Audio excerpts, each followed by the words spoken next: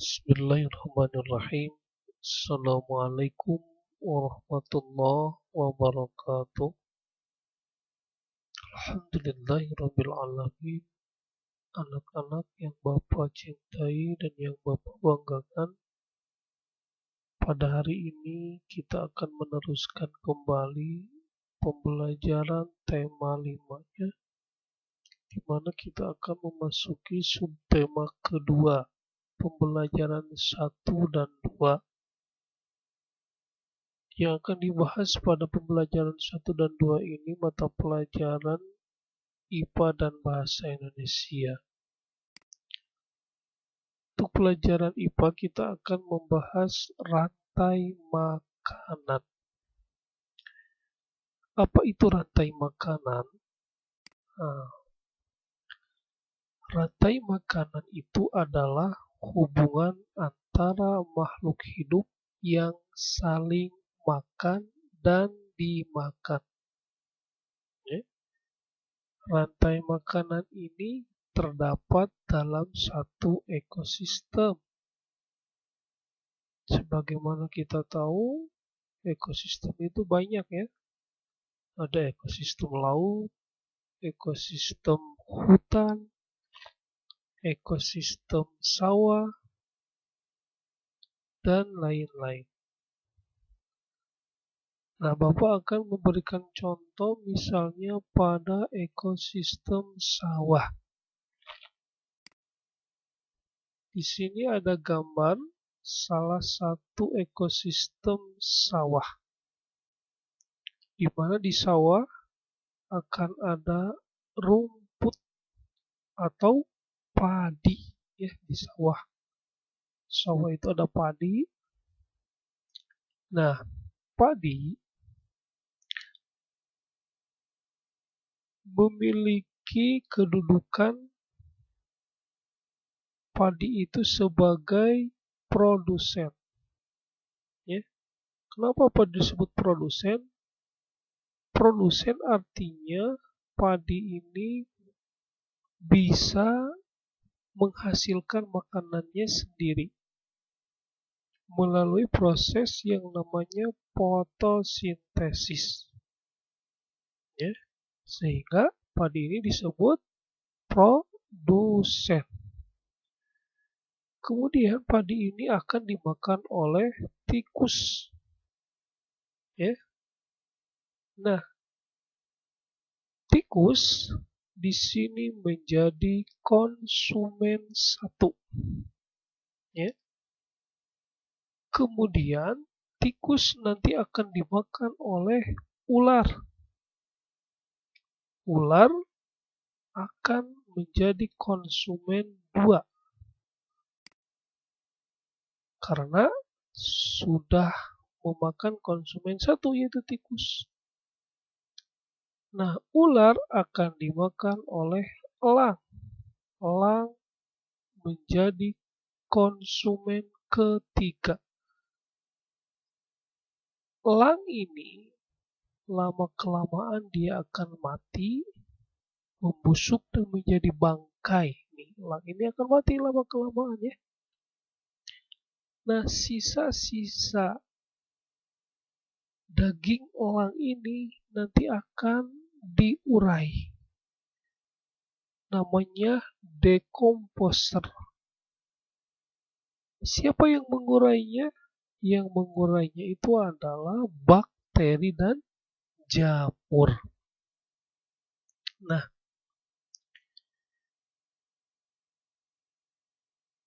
pengurai atau bakteri jamur ini sangat berperan dalam rantai makanan. Di mana pengurai adalah makhluk hidup yang menguraikan zat-zat yang semula terdapat dalam tubuh hewan atau tubuh yang telah mati. Hasil kerja pengurai dapat menyuburkan tanah. Nah, jadi hasil kerja pengurai ini menjadi humus, di mana humus ini akan bercampur dengan tanah disebut humus ya. Artinya sisa-sisa dari daging hewan yang sudah mati ini akan bercampur dengan tanah dan menjadi humus. Nah, di mana humus inilah yang akan menyuburkan tanah. Nah, inilah salah satu contoh ekosistem sawah. Kemudian yang harus kalian ketahui, rantai makanan ini akan menyeimbangkan sebuah ekosistem. Ya. Jadi ketika rantai makanan ini berjalan dengan baik, maka sawah akan atau ekosistem sawah ini akan seimbang, akan berjalan terus-menerus. Tetapi manakala dalam salah satu ekosistem yang terdiri dari beberapa hewan ini, kemudian salah satu hewannya diburu, misal nih, biasanya orang berburu ular, ya, karena ular ini bisa dimanfaatkan kulitnya, sehingga orang banyak yang berburu ular. Nah, ketika banyak orang yang memburu ular, maka yang terjadi akan apa?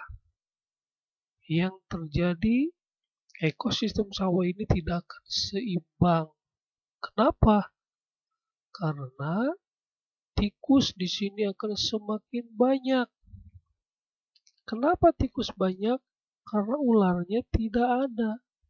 Sehingga kalau tikus semakin banyak, kemudian padi pun akan cepat habis. Tadinya padi itu kan untuk makanan kita ya, manusia. Sementara karena ularnya dibunuh, sehingga tikus semakin banyak, akhirnya akan mengalami ketidakseimbangan ekosistem. Untuk itu kita harus menjaga ya keseimbangan ekosistem ini. Nah, untuk lebih jelasnya kalian bisa baca pada buku paketnya halaman 73 sampai 75 tentang rantai makanan ini. Di sana akan jelas apa itu produsen, apa itu konsumen 1, konsumen 2, konsumen 3, kemudian pengurai. Pada bacaan tersebut akan jelas. Nah, ketika kalian sudah membaca tentang rantai makanan itu, di mana ada beberapa paragraf, tugasnya kalian menuliskan pokok pikiran dan kalimat pengembangnya. Itu ada di halaman 74. Nah, Bapak kasih contoh satu ya. Bapak kasih contoh paragraf pertama. Lihat. Pokok pikirannya apa pada paragraf pertama? Pokok pikirannya itu setiap makhluk hidup membutuhkan makanan. Ya, setiap makhluk hidup ya pasti membutuhkan makanan. Tuh, pokok pikiran pada paragraf pertama. Kalimat pengembangnya bagaimana? Kalimat pengembangnya, manusia mendapat makanan dari tumbuhan dan hewan. Kemudian ada lagi nih, hewan dapat makanan dari tumbuhan dan hewan lainnya. Kemudian ada juga tambahannya, kalimat pengembangnya, tumbuhan membuat makanannya sendiri melalui proses fotosintesis. Bagaimana sudah diterangkan tadi ya. Nah, inilah contoh pokok pikiran dan kalimat pengembangnya. Nah, untuk tugasnya silahkan kalian cari kira-kira paragraf 2 nih, pokok pikirannya apa, kalimat pengembangnya apa. Paragraf 3, pokok pikirannya apa, kalimat pengembangnya apa. Cukup 3 paragraf saja ya, jadi kalian tinggal mengisi paragraf 2 dan paragraf 3-nya saja. Kemudian, materi berikutnya tentang karangan non-fiksi. Apa itu karangan non-fiksi? Karangan non-fiksi adalah karangan yang mengetengahkan tentang data dan fakta. Jadi bukan karangan yang menggunakan imajinasi kita. Jadi kita mengarang, tetapi mengarangnya itu disertai dengan data dan fakta, bukan hasil imajinasi kita ya. Nah, contohnya nih, Bapak akan membuat contoh cerita non-fiksi. Apa nama hewannya? Ikan. Bagaimana nih karangan non-fiksinya? Lihat nih. Ini ikan yang hidup di laut ya. Kita tahu jika ikan-ikan yang kita santap setiap harinya habitatnya itu berasal dari laut. Namun, apakah kita pernah berpikir kenapa ikan-ikan itu dagingnya tidak pernah terasa asin seperti air laut yang kita ketahui? Ikan laut itu mampu memisahkan garam air laut yang diminumnya.